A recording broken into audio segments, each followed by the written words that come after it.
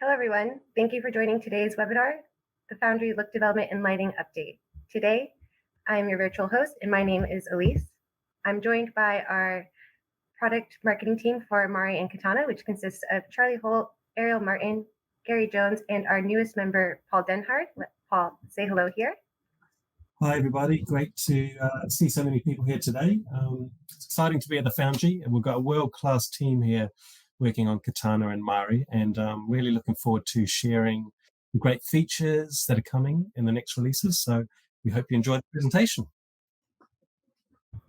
Excellent. Thank you, Paul. Yes, so I'll go through some housekeeping before I hand it off to them. But first, I'd just like to say that in the picture here, you could see them presenting at SIGGRAPH, and that was great to meet with everybody in person again. We wanted to bring this presentation to our global community, and we look forward to seeing you all here soon. But we do encourage you to say hello for now in the chat and ask any questions that you do have to the team in the questions tab. At the end of the presentation, we'll wrap with a live Q&A, so we'll get to all of your questions then. I'd also like to take this time to bring up Foundry Learn. On Foundry Learn, you can find tutorials, developer documentation, technical articles, and more for all of our products. And here you can see a few examples of tutorials that we recently added for Mari and Katana. When I'm done talking, I'll add the link into the chat if you're interested in checking those out. And also, if you're interested in working at Foundry, there are several roles available for you to join our team, a few being the technical creative specialist position, as well as a customer support engineer. Again, I'll share the link in the chat with you, but you can find those at foundry.com/careers. And finally, I'd like to just encourage you to stay connected with Foundry. You can follow us at the Foundry team or at Foundry team on social media. You can check out our Insights Hub on our website, as well as subscribe to our newsletters. So with that, thank you again for joining today. I hope that you enjoy the presentation. The next part has been pre-recorded for streaming quality purposes, but we will join you again live afterwards. And also just like to mention that this presentation is being recorded and a recording will be sent directly to you afterwards. So enjoy. Hi everyone, and a warm welcome to this Foundry virtual event, part of the 2022 series. We're keen to share our look development and lighting update with you and hopefully get you excited about the work we're delivering this year and beyond. I'm Gary Jones, and along with Ariel, we're from the Katana product team, while Charlie, who you'll be hearing from very shortly, is on the Mari product team. Joining us in the chat is our new Senior Product Manager, Paul Denhard, so make sure you all say hi and introduce yourselves. Now, before I hand over to Charlie for an update on Mari, I thought you might be interested to learn a little bit about some of the market conditions that we use to help validate and categorise the work we're doing each year and to make sure we're building the right features and tools for you, our customers.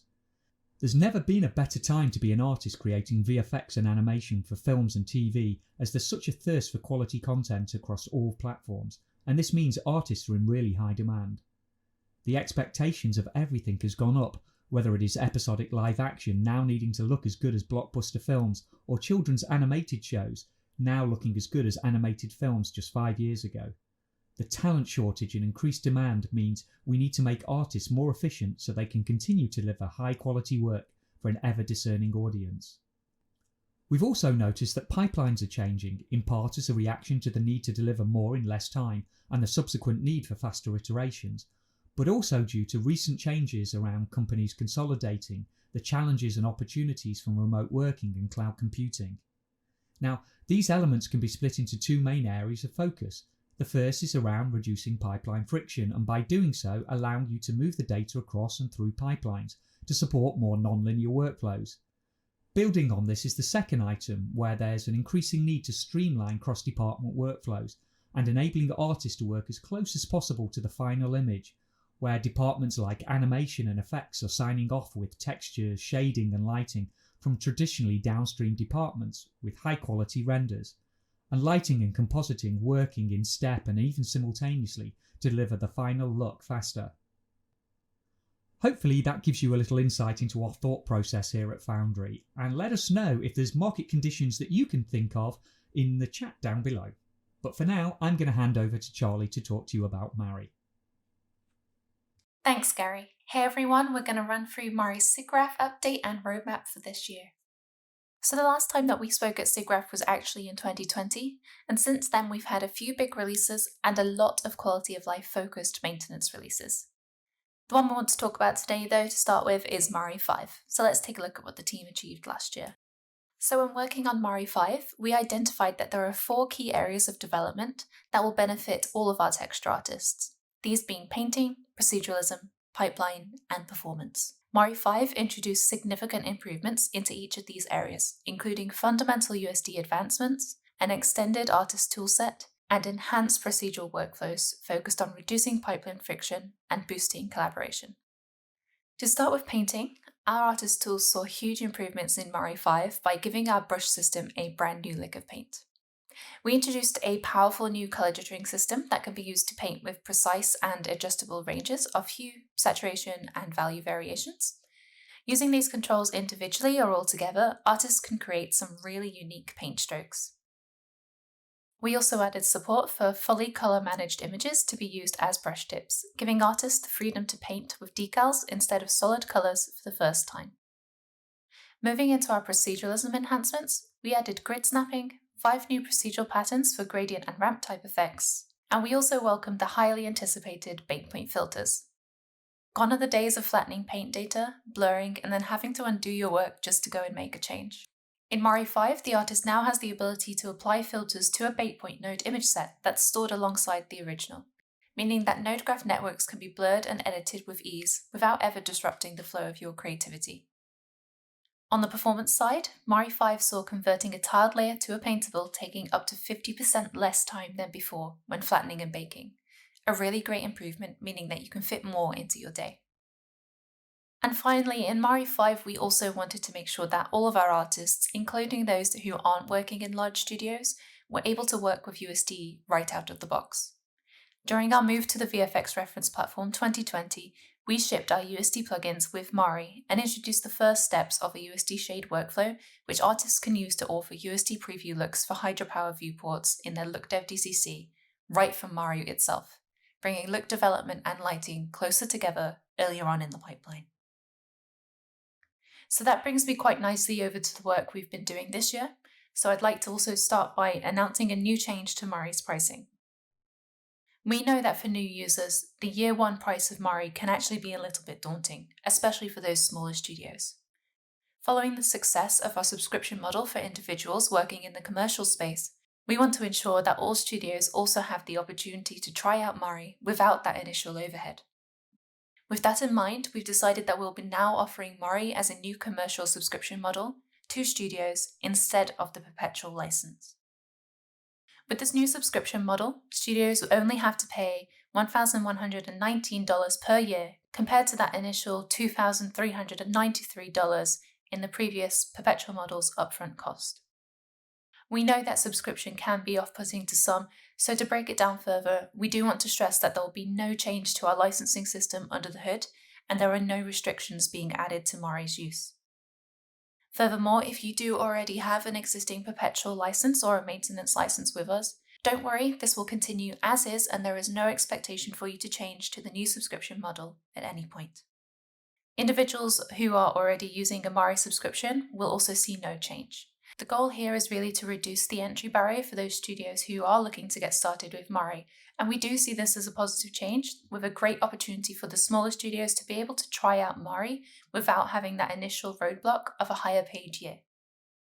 If you are concerned at all and you'd like to discuss with us further, please do reach out to us or your sales representative and we'll be happy to walk through this with you. So with that, I'd like to introduce you to Mari 6. So before I actually am going to walk through the features we have planned, I will just clarify that for Mari 6, our third-party libraries have been upgraded to VFX Reference Platform CY 2022. And as such, we will be only supporting Python 3 going forwards. First and foremost, Mari 6 intends to be a continuation of our USD journey. With the introduction of the USD shade standard in Mari 5, we've actually already removed the need for artists to go and export, manually reset up, and then reassign your texture maps to the relative BXDF shader in the LookDev DCC. Instead, in Mari 5, this step of the shading process can now be completely automated and performed at export time from within Mari. Our next step in Mari 6 is to extend our USD look exporter to support vendor shader context alongside the USD preview surface shader, so that a complete and final USD material can be generated right from the Mari project itself. We'll initially be providing export solutions for USD looks that are being exported in the Arnold standard surface and the PXR standard surface shader contexts. These examples will be readily available for anyone who wishes to adapt them. These exports should work out of the box when you have an Arnold or a RenderMan shader in your project, so you'll be able to export these shaders alongside your USD preview surface shader and preview the looks correctly in USD View or your LookDev package. For our USD artists, we also wanted to remove some of the pain points that currently exist in studios where LookDev artists might be springboarding between Mari and Katana or Mari and their LookDev tool in order to verify looks for their dailies. Artists will no longer have to go and reselect material assignments in their LookDev package.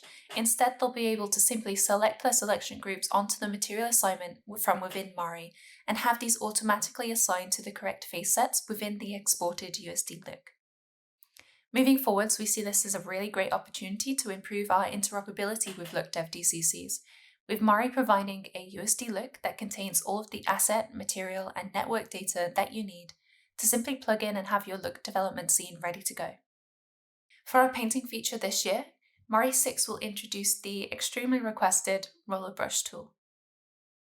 Artists will now be able to paint a tileable image along a brush stroke so that the image follows the curves and contours of your movement, giving you true directional control over your materials.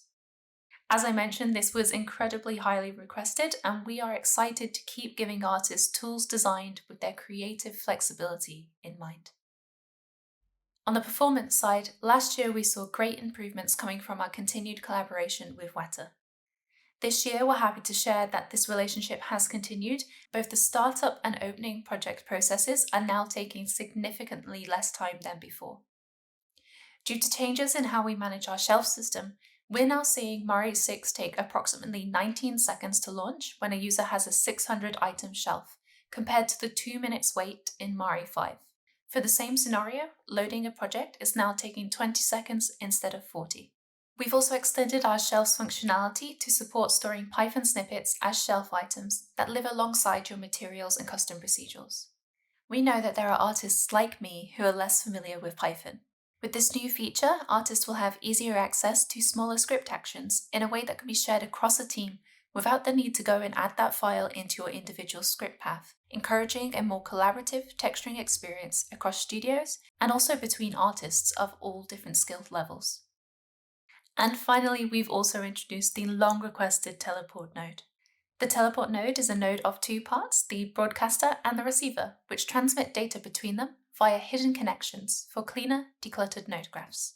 These connections can be made inside and outside of nested groups and materials. They can even be exported inside of materials, and when imported into a project, if a matching broadcast is found, these will automatically reconnect. We can also quickly jump to and from broadcast and receiver, and even open the node properties of the node being broadcast without ever needing to go and manually navigate the node graph, giving you not only complete control of your network, but reducing excess repetition and the risk of strain that comes from the extremely large networks that we know you love to make. This is a true quality of life enhancement for Mari, and we were extremely happy with the amount of positive feedback that we received from the community on this functionality and the benefits it will have for our artists. With that in mind, we did want to make this available for studios who were locked into Mari 5 for a while, and for anyone who wanted to try this out before Mari 6 was released. So if you weren't already aware, the teleport node did make its debut in Mari 4.8 v4 and 5.0 v4, which released in August. We'd love for you to try them out ahead of Mari 6 and continue giving us your great feedback so that we can build on this feature further in the future. So that's a look at what's coming in Mari 6 this year. We do have some exciting things that I can't wait to talk to you guys about in the future, but for now I'll hand back over to Gary and Ariel to talk about Katana. Thanks Charlie, some great updates there from Mari, but now on to Katana. I'd like to start with a quick look at our timeline and where the different releases are likely to land. With the Katana 5 release happening late last year, Katana 6 is coming out in December and 6.1 sometime early next year. Before Ariel takes us through the work that's going into Katana 6, I'm going to give you all a quick recap on Katana 5 as I know not all of you are fortunate enough to have your hands on the release yet. If you're familiar with Katana 5, don't worry, I've managed to pick out some highlights and kept it to just 3 slides using the same areas of focus I mentioned at the start of the presentation. The first slide is around artist acceleration, and here I've pulled out 3 blocks of work from many possibilities inside the release. The first could have easily fallen into the collaboration category, and it's around creating macros for shading nodes to allow you to build reusable groups of nodes just like you can in the normal context. This also came with updates to user parameters on shading groups as well to give artists greater power and flexibility when building a set of reusable shading building blocks. In the bottom left corner is a shout out to some of the UX niceties that went into the release, and it's my favourite from the bunch. It is something we're calling auto port filtering, and it is one of those niceties that you didn't know you needed until it arrives, and it turns a clumsy 4-step process into something that's quick and simple. As you drag a connection over a collapsed node, it automatically expands to reveal the valid ports on the node, and when you select something, or not, it collapses back to its original state. And on the right is one of the standout features from the release, which is Foresight Plus. For those not familiar with it, this is the ability to have multiple simultaneous live renders going at the same time and have those renders happen either on your local machine, network, farm, or potentially even in the cloud, with the images all streaming back to your Katana catalog and monitor. With this, you can iterate on whole sequences all in one go. On the next slide is some work on the theme of reducing pipeline friction. On the left is the new ability for you to export lighting information to USD via USD Lux and send that on to other departments, and this is building on the USD material bake work from previous releases and is fully customizable as it sits in our external repository. And on the right is the ability to view instances in the Hydra viewer while having it operate just in a very Katana-like way by only showing you the items you have decided to expand, keeping the flexibility on what to load where in your hands. And finally, from Katana 5, we have the shared context and collaboration group. We talked earlier about allowing users to get closer to the final image easier, and part of that equation is improving our commitment to the Hydra space, and in Katana 5, we move from having our Hydra viewer be classed as experimental or beta to fully supported. Here you can see in the top left switching to the Arnold render delegate, which now ships with the K2A plugin, as do our other renderers also ship with their own render delegates. Also, we have added our own render delegate to the options, and you can see that in the bottom left hand corner. This is called AVP, the Advanced Viewport, and it is based on the same technology that's behind Mari and Modo. It's currently a GL based renderer that has some enhanced features over Storm like soft area lights, screen space reflections, etc. Earlier I talked about Foresight Plus being one of the standout features of the release, and here again on the right is another one of those standout features, the new Katana to Nuke bridge. This allows you to stream pixels from Katana through a Nuke template and then back again, so you can iterate on your rendered image in the context of the final shot. And there's multiple ways you can do that through a headless Nuke preview mode, for instance, or a live mode that's also headless. Alternatively, you can have Nuke open as in the example and perform changes in both Katana and Nuke together to build confidence in the look you're getting. But that's enough about last year, let's move on to 2022. There's been development in 3 key areas, and as you can see they match up nicely around the themes we talked about earlier. I'm going to let Ariel guide you through which of these are being worked on in the Katana 6 release before I run you through what's coming later down the road. Over to you, Ariel. Thanks, Gary. For this year, in addition to the VFX reference platform update to 2022, look dev and performance are the 2 main areas we're focusing on for the 6.0 release, and I'm very excited to show you what we have coming. On the performance side, we started working on a tab which helps visualize information on a profile render, in addition to viewing information to do with your project, such as how many nodes are contained inside of it, how many are contributing to the viewer flag, how many are currently being selected. A lot of studios do push Katana quite far, and projects can really blow out of proportion, especially if there's a lot of nested nodes. And so it can really be easy to lose track of what is contained in the scene, and this allows you to keep an eye on how many nodes there are in various parts of your projects and stay on top of it. The second part of this tab allows you to input information from a render with profiling and visualize which areas of the node graph are most expensive with regards to CPU time. And this comes with an option to view it as a heat map, which will bring color to the nodes to keep things very visual and very clear, especially for less technical users such as myself.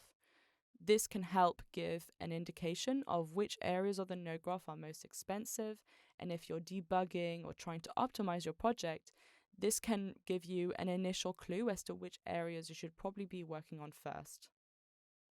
You can also change the color scheme of this heat map, which in some cases will help bring up the more subtle differences between different node colors.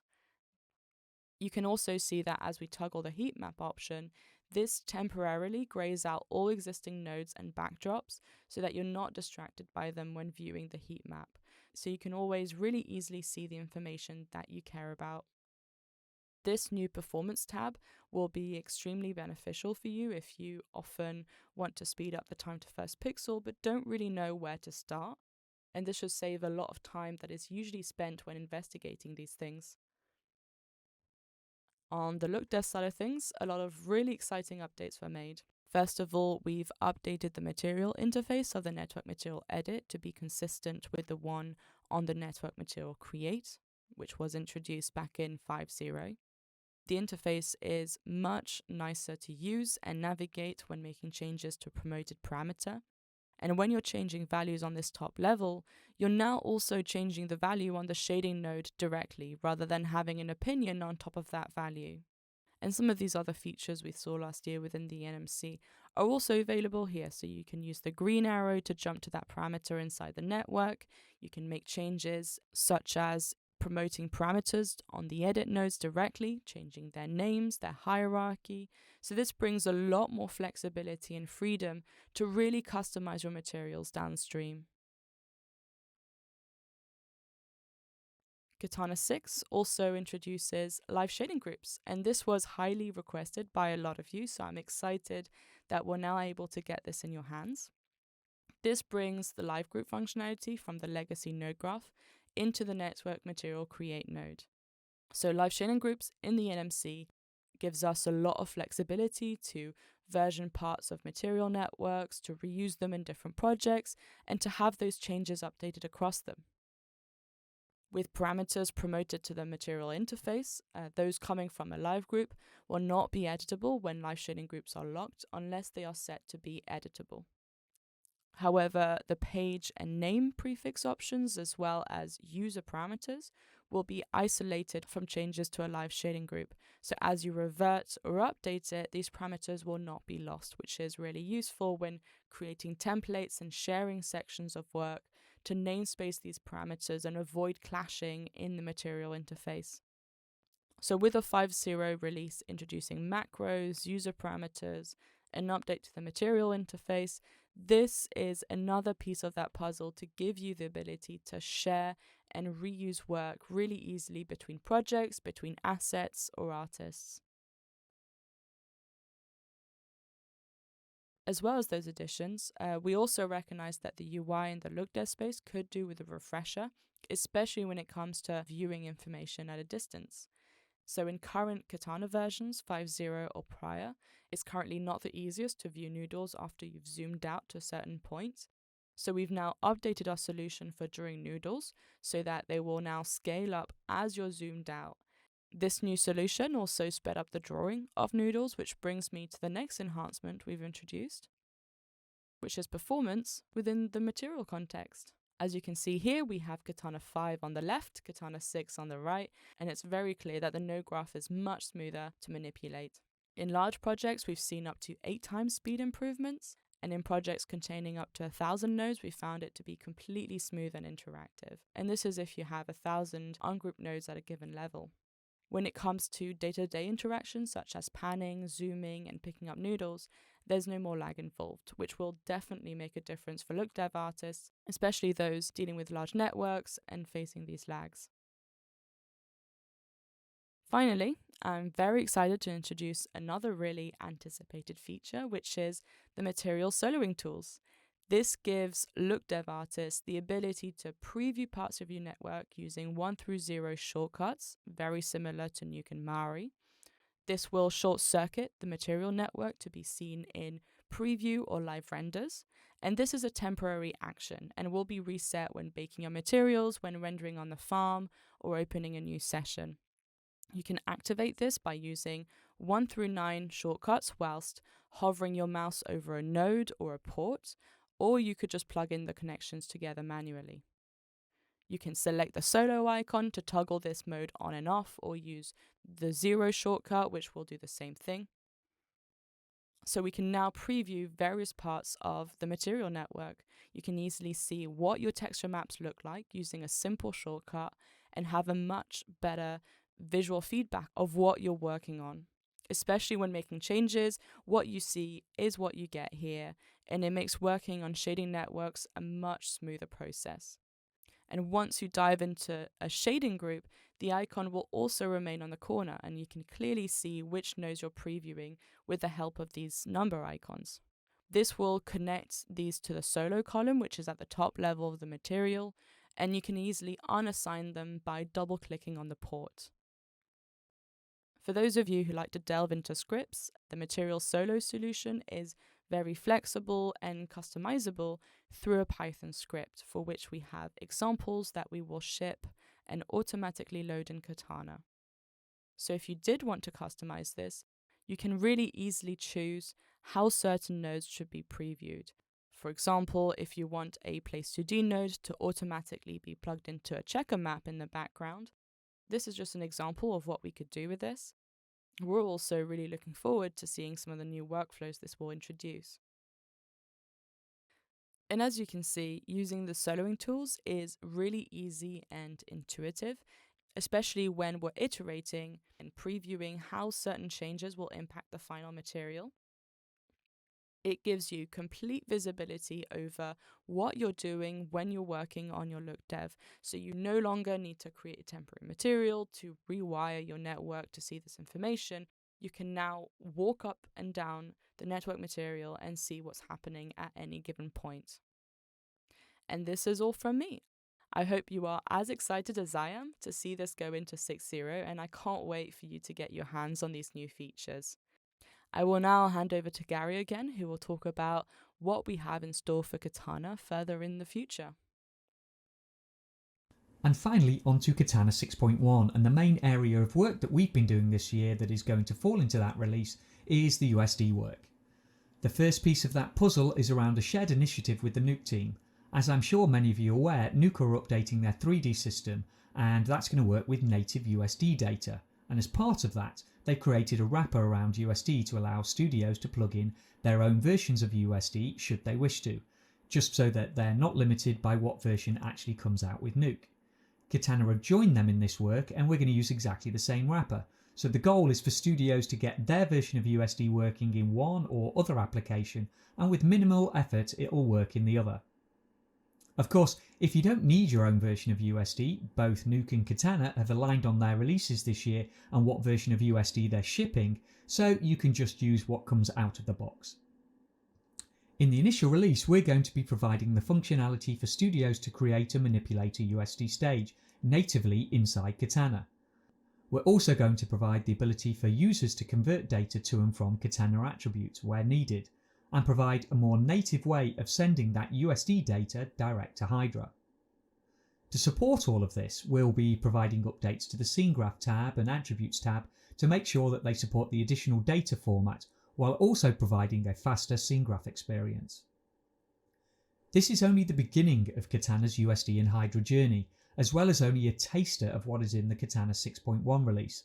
We need to make sure that there's something for our webinar next year, and I hope to see you all there. Thanks for listening, and now it's time for the Q&A, so get your questions in the tab on the right hand side, and see you soon. Hi everyone, I hope you all enjoyed that, and we're ready to take questions. So if you want to click on the questions tab and start adding any of your questions in there, we'll get to them. Also, for those of you that didn't see, we also have a polls tab. So if you haven't filled them in yet, you can fill that in and give us a little bit of feedback and a little bit of information about yourselves and where you are with your USD and which versions of Katana and Mari you're using.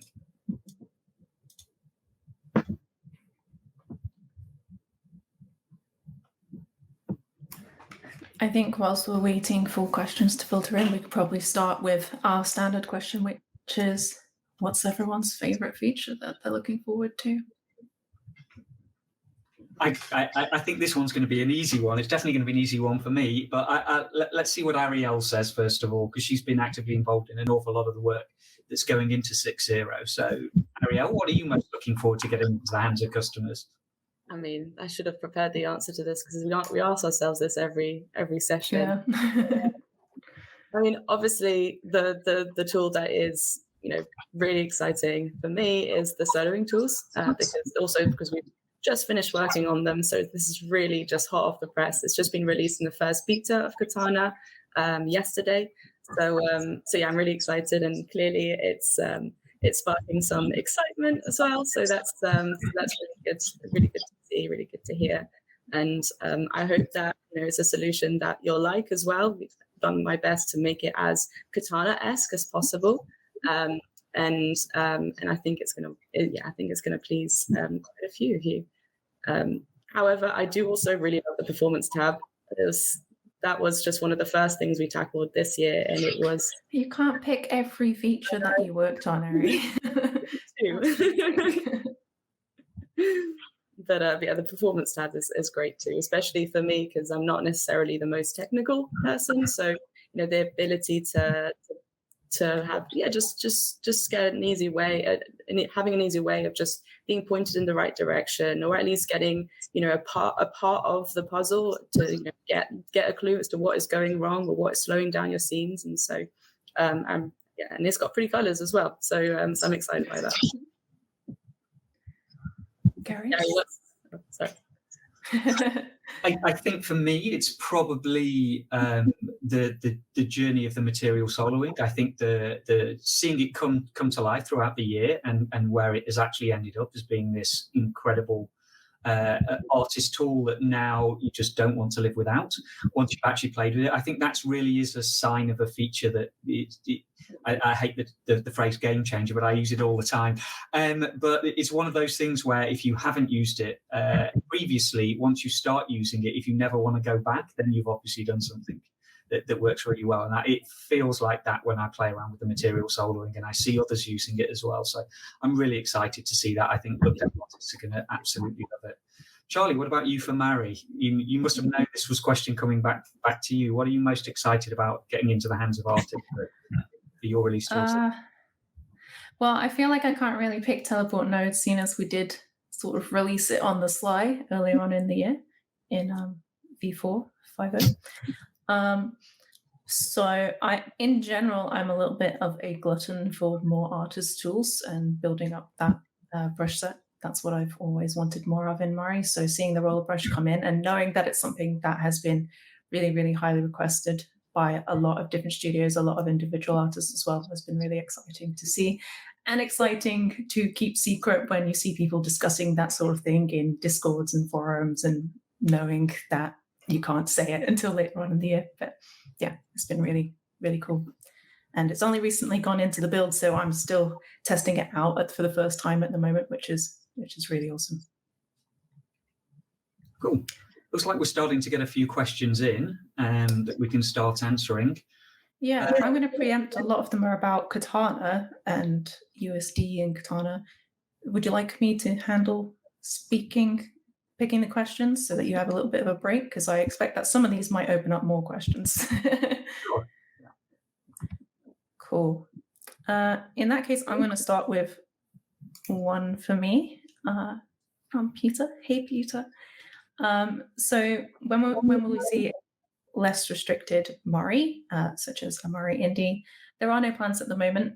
It is something that we are continuously aware of, that we do see a lot of people wanting interest in, especially individuals. We are continuously evaluating how we approach things such as Mari in education, Mari just in general as getting up, as a new user getting up and started with it. So at the moment, nothing we can say there, no immediate plans, but obviously if that does change in the future, we will always let you know. Cool. So I'm going to pick this one. how does Katana soloing work under the hood? Does it do a shader swap? Does soloing performance get affected by graph complexity? Oh, good question. So how the soloing work? Excuse me. How the soloing feature works is that basically it short circuits the network. So up until the node, the shading node that you're previewing, it's actually behind the hood rebuilding the material in order to preview it inside the render. So really, it's rewiring the shading network and basically putting it through a material that Katana can read and render. So and that's entirely customizable. As I mentioned, we ship with examples for 3D Light and RenderMan as well. So in the first beta, if you want to check it out, that's something that you can. It already ships with it, so you can see how it works, and you can also customize it. So if, let's say, you wanted to add a bit more information or you wanted to add more complexity to the network that is being generated in the background, then that's completely open for you to do that. And in terms of performance getting affected by graph complexity, it shouldn't do, because as I mentioned, it's really just bypassing the rest of the network, no matter how large it is, and rebuilding a new one in the background.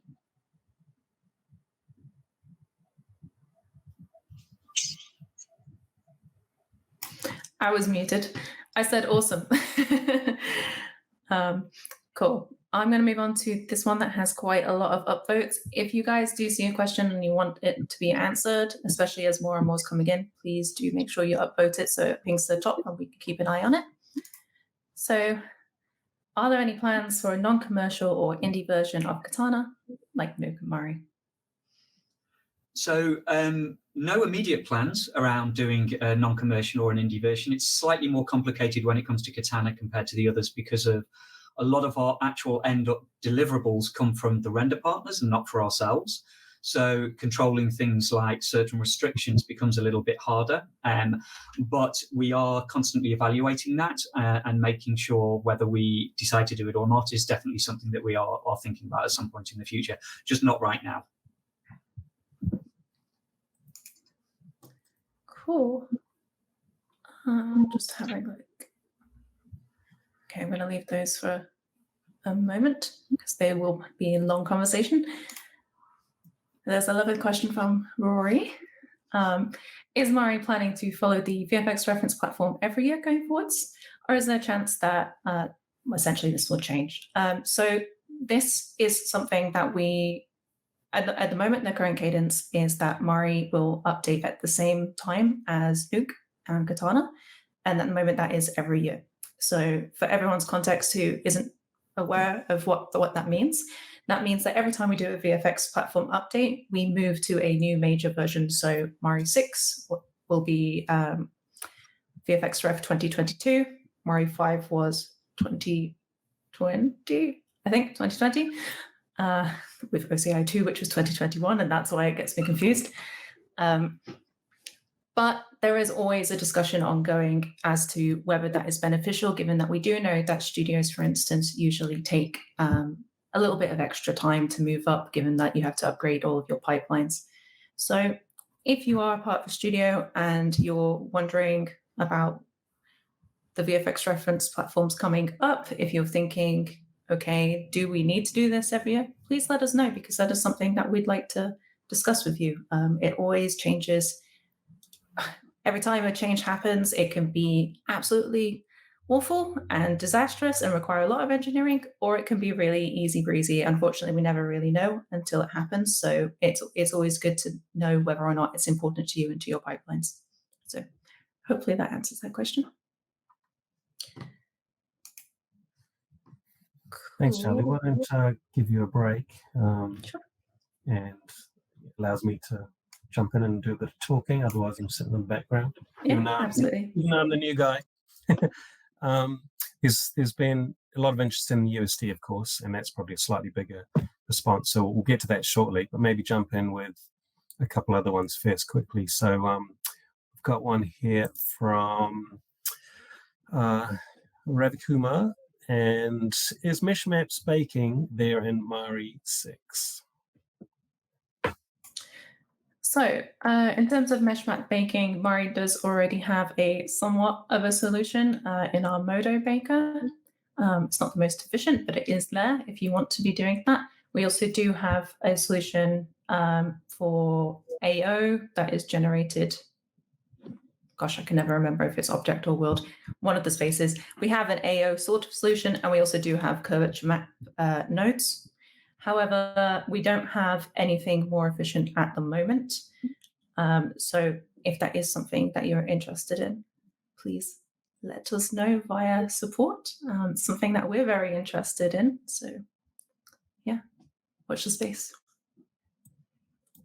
Great, thanks. Thanks, Charlie. Okay, jumping on to next question, another Mari related one from Devon. So any plan for Mari on Mac?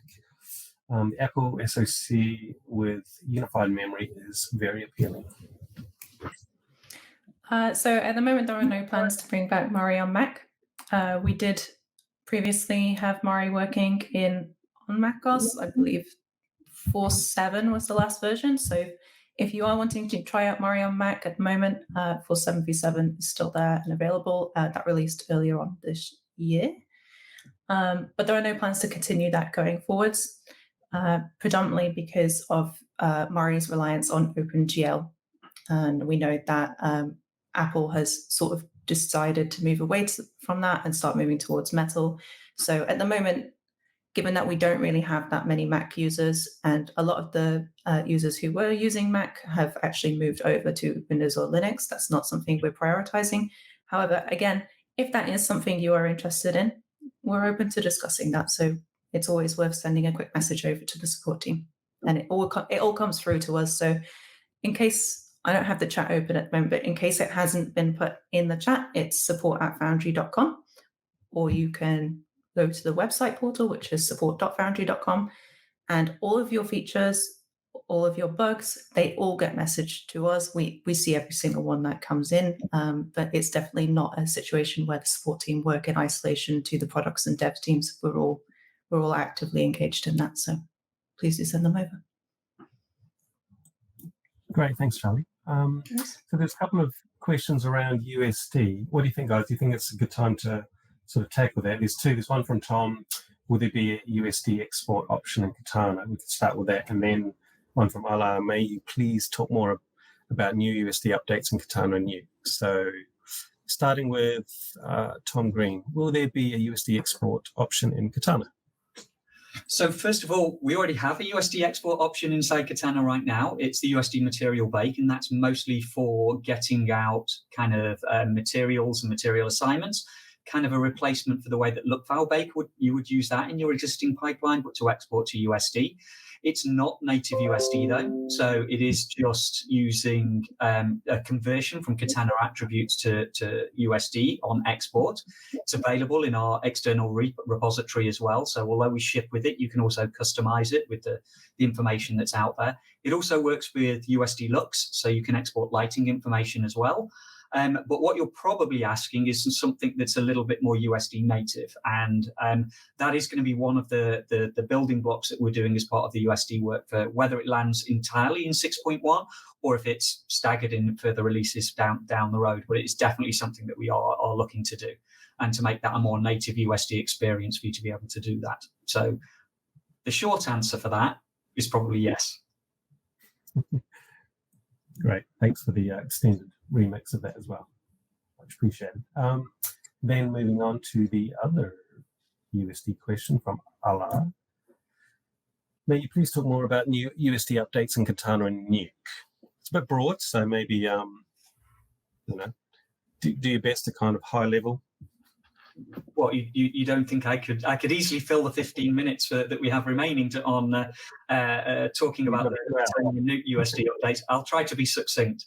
So essentially there's a piece of wrapping code that sits around the USD that we use to access USD data inside both applications, inside Nuke and Katana. And what that means is if somehow that USD information changes, so you plug in a different version of USD, whether it's got bug fixes that's part of your own pipeline, or it's actually an entirely different version, as long as you compile that wrapper against the version of USD, we will be able to utilize it inside both Katana and Katana and Nuke. So that adds this level of kind of abstraction between us and the USD layer. The way that Katana is going to do it is we're going to have an entirely new traversal mechanism inside Katana that you can mix and match with the way that glib actually kind of evaluates normal Katana nodes, and enable you to build entire scene graphs that are entirely native USD with nodes, and just choose how much of that USD data you want to convert to Katana attributes and when. I'll probably dig into that a lot more with our Foundry Live when we talk a little bit closer to the time when 6.1 is due out next year. But essentially, it's going to be an entirely new way to build scenes up inside Katana, manipulate them and export them going forward. With regards to Nuke, you can probably plug into the next Nuke webinar and they'll be able to give you even more details on that. Great. Thanks, Gary. Excellent. We've got loads of questions coming in. This is excellent. Keep them coming. Okay, next. This one's from Philip.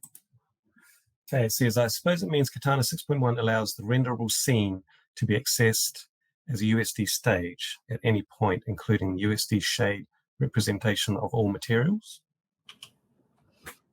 So essentially, what as I was alluding to, you imagine you have, and one of the slides in the presentation hinted at this, you will have an entire stage that is going to be native USD, an entire stage that is native Katana attributes, and you'll be able to move things between those stages with various nodes like Katana to USD and USD to Katana. And that will enable you to move materials from one to the other context, and essentially have full control over which parts of your pipeline you want to be native USD and which parts you want to move into Katana attributes and manipulate with the flexibility that you have with all of your traditional Katana workflows. And we'll be moving more and more of the workflows that you traditionally do inside Katana, so you have that option to be able to do them inside USD space as well. I hope that answers your question. I hope so too. Thanks, Gary. There were some questions in the unofficial questions in the chat regarding Gary's camera, but that will be a separate webinar that we will do in terms of how to look your best live on webinar. Okay, so next up, let's have a look. What's going to vote us highest? Oh, here we go. We've got Charlie's responded here. Okay, going through the list. Okay, this one's from Ethan, throwing it out to the crowd. Will we need to wait for renderer developers such as Autodesk/Arnold to integrate material soloing? Or is it something we can set up on our own? Yeah, so that was actually one of the factors that we factored in quite early on, because there has been times in the past where we've released a feature and people haven't been able to use it because we've needed updates on, from our render partners. So that's why for this one, we decided to ship with examples. So we'll see that there's examples for 3Light and RenderMan for now, and we do plan to create some more for some other for the other renderers, such as Arnold as well. We will not be actively maintaining it. So if there are new workflows introduced by those renderers, it's not something that we will be that we'll be continuously maintaining, but we will do our best on that side of things. The idea was to really get that initial ball rolling, so that gap between when we release and when there's another version of Arnold, RenderMan, or 3Light, it's about reducing that kind of gap that you have where you can't use those tools because that bridge is missing. And on the second part of that question, is this something that you can set up on your own? Yes. So if you use the Python tab in Katana, it should be pretty straightforward for you to do so, especially with examples there. You can build it up yourself if you're getting really, really impatient and want to get this before the final release. And it was designed to be very straightforward and very easy to use. So that's hopefully will be your experience with it.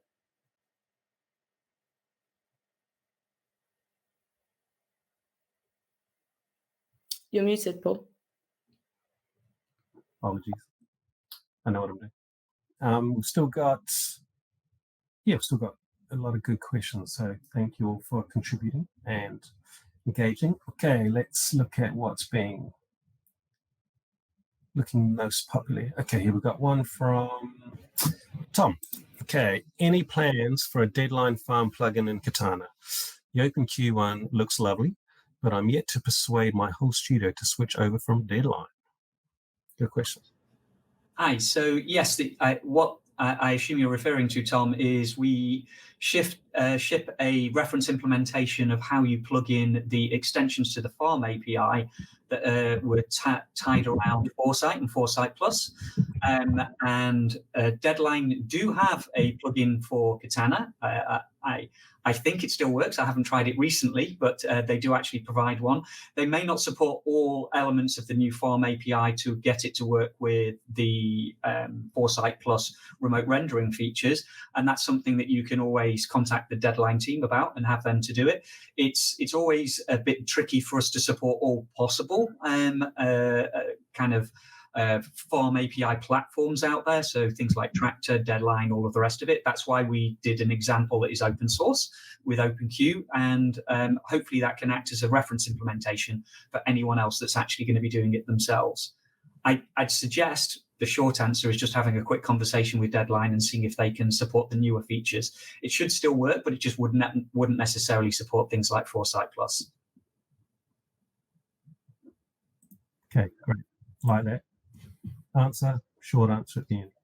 Got options. Okay, so thanks, Gary. Great question. This one is going to be a Mari question. So this is from Warren.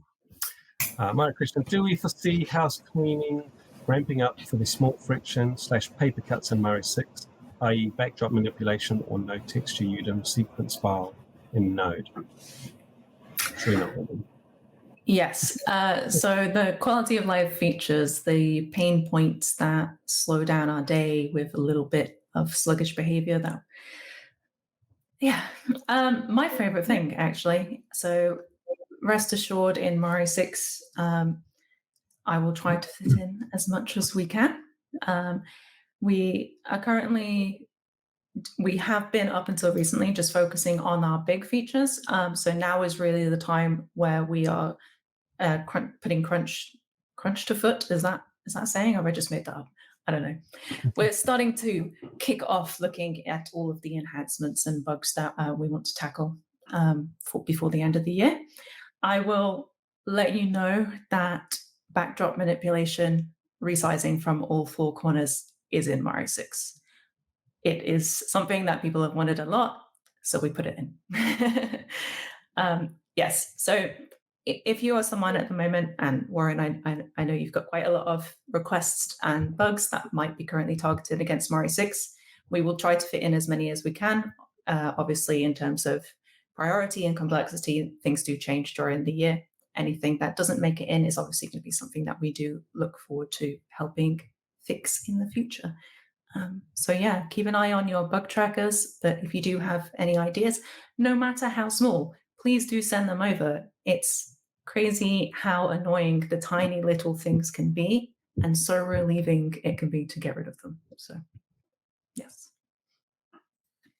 Too true. Thanks, Charlie. That's great. We've still got about 5 minutes to go, so we'll try and answer as many questions as we can. We'll probably go for the short versions as we get closer. So next up, we've got app sale. Any plans for instancing, scattering, and more layout-based updates in Katana? I'm tempted to let Ariel answer this one, but we're currently in the process of working out exactly what's going to be in future releases, including next year. I don't want to commit to us doing anything in the instancing space right now, but it's definitely something that is on our mind in terms of blocks of work that we would love to do. Yeah, I want this too. hopefully that was a short enough answer for you. It was good. It's a good short answer. Okay, so what we got next? Still got a few coming in. So next one from Arthur. With USD export and material node graphs, would it be possible to include render support in future releases of Mari, i.e. V-Ray RenderMan, to preview the rendering of characters/props and designated renderer? So I'm getting my head around the question. So with all of our USD workflows in Mari, obviously we are continuously looking to improve on these, and we know that there is always going to be further improvements that we can make, such as USD cameras, USD lights, that sort of thing, and also taking a look at the round trip of bringing one file in, even with information from Katana in, importing that in and making sure it has that when you export as well.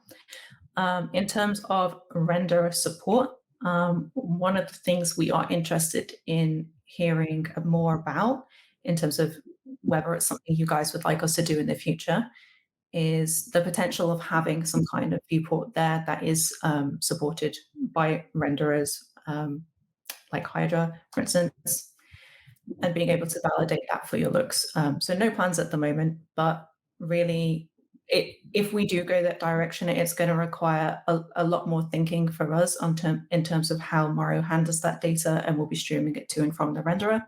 But anything is possible at the moment. So yeah, it just might be a little bit trickier than we expect it to be. So. Okay, thanks, Charlie. Great. This one's from David. Will Nuke have direct hydrodelicate rendering? I guess I'm not sure if I'm going to answer this or if I'm going to defer it or not. So with the way that the new USD system is 3D system is incorporated into Nuke, they are using a Hydra render delegate approach for how you view things in the viewer. The conversation of using Hydra as for actual doing rendering has been discussed. I don't know whether I'm the right person to discuss whether it's on the roadmap or not. I think it would be best if you brought that up with the new team as to if it is something that you want. I'm sure they'd love to hear from you on that. Great, thanks. Thanks, Gary. Got a couple of minutes to go. Probably squeeze in a couple of quick questions. So Philip, you just asked when we're releasing 6.1. That's sort of Q1, but do you want to be more specific, Gary? Yeah, either late Q1 or early Q2. We did say early 2023. A lot of it's going to depend on we have a number of things that we're trying to get into 6.0 and how much of those roll over to 6.1, and a couple of other internal things around tackling some technical areas prior to actually getting the release out next year. I also want to give a heads up. There is a chance that the 6.1 will be called 6.5. We haven't decided that yet. So just in case you hear that we've released 6.5 at some point early next year, you haven't missed 6.1. We just decided to call it 6.5 at that point. And that's because we're really excited by just how big of a, I'm going to use the phrase again, game changer the USD work could end up being. So if we think it is, then you may end up seeing it here called 6.5 instead of 6.1. For those that don't know, we don't update to a higher number usually unless it's a VFX reference platform update. So that will be Katana 7 at the end of next year on VFX reference platform 2023. Great, thanks, Gary. Well, we're nearly at the top of the hour. Time for one more, which probably is more like a yes/no answer. We've got, and we just have one more question, which is from Rory. So probably a very brief answer here. Mari has a lot of legacy pipeline features with USD export. Are there any plans to depreciate or remove features like Ngo, Nuke Bridge, or session scripts? So quite a lot of people are actually still using these features, especially in studios. So no plans to deprecate, especially not Nuke Bridge and session scripts, but it's something that I think we could benefit from going through and taking a look at all the areas of Mari and really evaluating whether they are actually being used. There are some areas in there that haven't been touched for long before I was at Foundry. So I think it's definitely time that we take a look at cleaning up where we can. But obviously, if we do that, we'll always give plenty of notice to anyone who is using them, and we'll always do a proper evaluation before considering that. Yeah. Great, thanks, Charlie. Well, that takes us to the end of the presentation. So thank you everyone for joining. We have a really good turnout today. Excellent questions. Great to have that participation. We're really excited about this release and looking forward to get in your hands. So if you have any further questions or want to get in touch, please reach out to us. On behalf of all the team, Gary, Charlie, Ariel, and myself, thank you all for taking this time to spend with us. Wherever you are, enjoy your evening, afternoon, or morning. Great, thank you. Thanks, guys. Take care, everyone. Great to see you all. Thanks. Thank you, everyone.